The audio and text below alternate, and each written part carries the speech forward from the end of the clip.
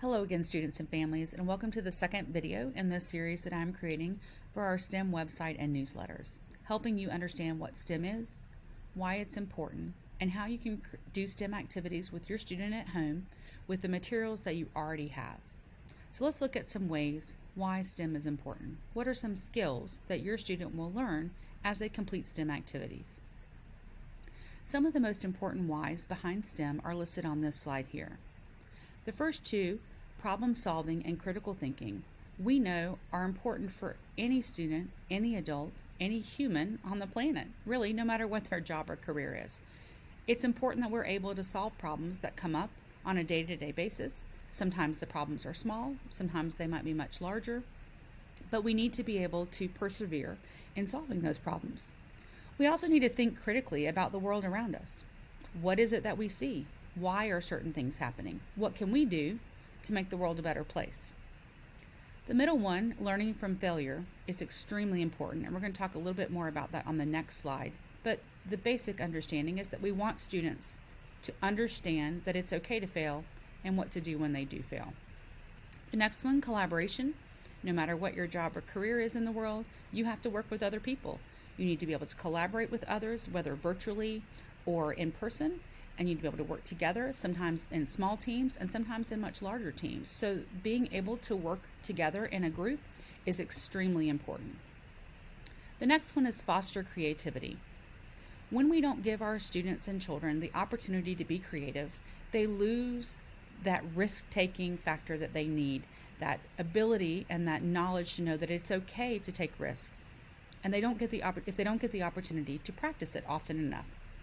So we want to be able to give students an opportunity to be creative, think outside the box, think of multiple solutions to the same problem, and how to represent those solutions.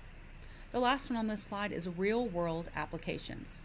The beautiful thing about STEM is that it's applicable to the real world. The problems and critical thinking that happen, the collaboration that happens, are all things that happen in the real world with every adult, no matter what their job is. And so being able to apply those skills to the real world is very important to help them make that connection. Oftentimes, too, a lot of the problems that are being solved in STEM activities are real world problems that students may have a hand in solving. So I'd like to go back to failure for just a moment.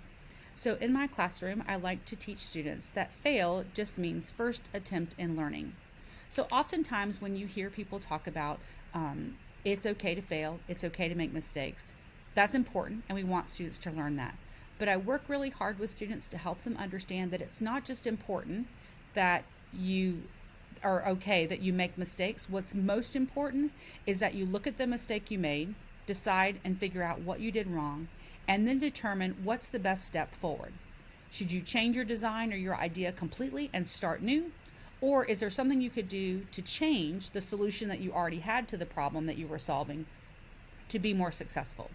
So it's okay to make mistakes, it's okay to fail, but the learning happens when we look at the mistakes that we've made and determine how to move forward and how to make that mistake better. How can we learn from what we did wrong and make that something that we can learn from? Thank you again for joining me today.